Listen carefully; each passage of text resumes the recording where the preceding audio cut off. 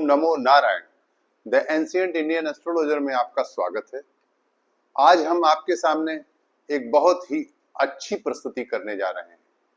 वह प्रस्तुति जैमिनी मत से संबंधित है। ज्योतिष में कई मत हैं, पाराशरी, भृगु, जैमिनी, कृष्णमूर्ति, इस प्रकार से सारे मत अपनी जगह पर बिल्कुल सटीक है। प्रायः हम सभी जो प्रयोग करते हैं वो पाराशरी का प्रयोग करते हैं, विमसोत्री के लिए भी पाराशरी का प्रयोग करते हैं।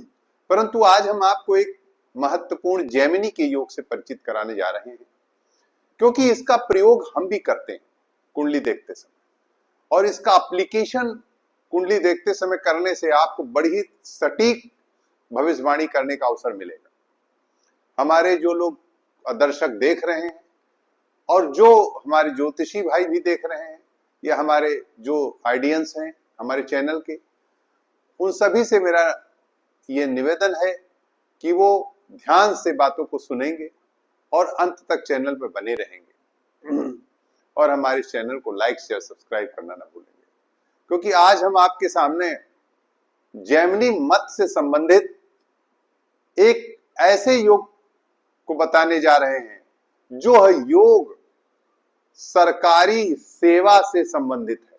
प्योर, एकदम 24% का खरा सोने की तरह। इतना जबरदस्त योग है कि इसको देखते ही आंख बंद करके अब बता सकते हैं कि यह जातक किस श्रेणी का सरकारी अफसर होगा। यह भी मैं आज आपको बताऊंगा, उसकी श्रेणी भी निर्धारित हो सकती है केवल जैमिनी मत से।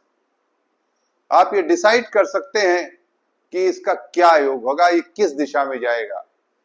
ऐसे ही क्लास 1 ऑफिसर जैसे आईएएस, पीसीएस और उससे नीचे के अफसर जो एलाइड सेवाएं होती हैं, और फिर ऐसी सरकारी नौकरियां भी जो इंस्पेक्टर कैडर के होते हैं या क्लर्क होते हैं, जो प्योर सरकारी नौकरी में होते हैं या अर्ध सरकारी नौकरी में होते हैं, उनके लिए भी अवसर। इसलिए जो जैमिनी मत है ये उनको सिद्ध करता है ऐसे जातकों के लिए कि वो जातक किस दिशा में जाएंगे, वो सरकारी सेवा में जाएंगे कि नहीं जाएंगे, आईएएस बनेंगे कि नहीं बनेंगे, पीसीएस में क्या स्तर है। इस तरह से हम आज आपको समझाने जा रहे हैं, और ये रोचक प्रस्तुति है, इसलिए हम आपसे फिर वही कहेंगे कि अंत तक चैनल पर बने रहिएगा। आइए अब हम आपको इससे परिचित कराते हैं। इसका परिचय जैमिनी मत, आत्मकारक व अमात्यकारक। इसमें 2 रूट ग्रह हैं जो पूरे सिनारियो को, हमारे जो कुंडली का जो पूरा सिस्टम है उसमें जाके यही 2 ग्रह सरकारी सेवा और आईएएस और पीसीएस महत्वपूर्ण पदों के लिए, इवन मैं उच्च पद पे मिनिस्टर तक की बात कर सकता हूं कि वहां तक समझ जाने के लिए और भी महत्वपूर्ण पदों तक पहुंचने के लिए इनका महत्वपूर्ण स्थान पे होना बहुत आवश्यक है, और इनका किससे कंजंक्शन होना है ये सब आपको बताएंगे। आत्मकारक व अमात्यकारक, देखिए आत्मकारक किसे कहते हैं पहले आप ये जान लें। आत्मकारक जो हमारे ग्रहों में, जो आपके ग्रह होते हैं उसमें जिनके अंश सबसे अधिक होते हैं उसे आत्मकारक कहा जाता है। और एक बात और मैं बताना चाहता हूं कि जैमिनी महाराज ने केवल 7 ग्रहों पर ही पूरी चर्चा की है, ये ध्यान दीजिएगा। उन्होंने राहु केतु को नहीं लिया। They are called imaginary planet, इसलिए जैमिनी महाराज ने राहु और केतु को नहीं लिया है आत्मकारक अमात्यकारक की संज्ञा में। केवल जैमिनी मत में 7 ग्रहों को लिया गया है, सूर्य, चंद्र, मंगल, बुध, बृहस्पति, शुक्र और शनि। इसमें से जिनके अंश सबसे ज्यादा होते हैं, डिग्री में जो सबसे ज्यादा होते हैं, उन्हें आत्मकारक कहा जाता है। और सेकेंड हाईएस्ट डिग्री वाला ग्रह जो दूसरे नंबर पर सबसे अधिक अंशों का ग्रह है उसे अमात्य कारक ग्रह कहा जाता है। अब आप ऐसे जान लीजिए कि एक राजा और एक उसका प्रधानमंत्री, अमात्य कौन होता है? प्रधानमंत्री। तो इसमें कौन पावरफुल हुआ? देखिए, ध्यान दीजिएगा, आत्मकारक तो है ही, पर आत्मकारक से ज्यादा पावरफुल है अमात्य कारक। और एक चीज और बता दें आपको, यदि आत्मकारक और अमात्य कारक मध्य वय में है, मध्य वय अर्थात बहुत डिग्री पार नहीं कर गए हैं, जैसे कि 29-28, अगर 29-28 तक पहुंच गए हैं तो रिजल्ट आएगा, ऐसा नहीं है, मगर एक सामान्य तक रिजल्ट आएगा। मगर अगर वो मध्य वय में है अर्थात 18 डिग्री, 16 डिग्री, 22 डिग्री, 23 डिग्री, इन्हीं के इधर है, इस बीच में है, और आत्मकारक अमात्य कारक हो गए हैं, तो निश्चित रूप से आप जान लीजिए कि ये बहुत अच्छा परिणाम देते हैं। आइए अब हम आपको बताते हैं। एक कुंडली हमने ले ली समझाने के लिए। एक महत्वपूर्ण आईएएस है, उनका नाम नहीं बताऊंगा, उनकी कुंडली मैंने ले ली है। वो क्लास 1 ऑफिसर यानी आईएएस हैं और एक बहुत ऊंचे पद पर रहे हैं। धनु लग्न की कुंडली है, लग्न में बुध और शुक्र है, सूर्य द्वितीय है, पंचम भाव में स्वग्रही मंगल है, छठे केतु है, दसम भाव में बृहस्पति है, और द्वादश चंद्र शनि और राहु। देखिए इनकी कुंडली में कौन ऐसा योग बन रहा है जो इनको आईएएस बना रहा है। सामान्य लग रही है ना कुंडली? अगर आप ऐसे देखेंगे तो ना कोई नीच भंग राजयोग है, ना कोई उच्च के ग्रह है कोई उच्च के ग्रह, ना तो उच्च के ग्रह है, ना कोई नीच भंग राजयोग है, फिर भी ये जातक आईएएस और आईएएस होकर के बड़े महत्वपूर्ण पद तक पहुंचा है। आप इमेजिन नहीं कर सकते। इसलिए आज मैं आपको बताने जा रहा हूं कि आत्मकारक अमात्य कारक का कितना बड़ा रोल है जेमिनी मत का, ये मैं आपको आज सिद्ध करूंगा। देखिए इनके सूर्य की डिग्री 9 राशि 11 डिग्री, 11 डिग्री के सूर्य है, चंद्रमा 6 डिग्री के हैं, मंगल 4 डिग्री के हैं, बुध 18 डिग्री के हैं, बृहस्पति 8 डिग्री के हैं, शुक्र 21 डिग्री के हैं और शनि 18 डिग्री के हैं। अब देखिए शनि और बुध की दोनों की 18 डिग्री है, लेकिन इससे मिनट ले लेंगे तो बुध है 37 मिनट पर 18 डिग्री 37 मिनट और शनि है 18 डिग्री 22 मिनट। तो सबसे सर्वाधिक डिग्री किसकी है? शुक्र की है। मैंने यहां लिख लिया है, आत्मकारक कौन हुआ? शुक्र हो गया, ध्यान दीजिएगा।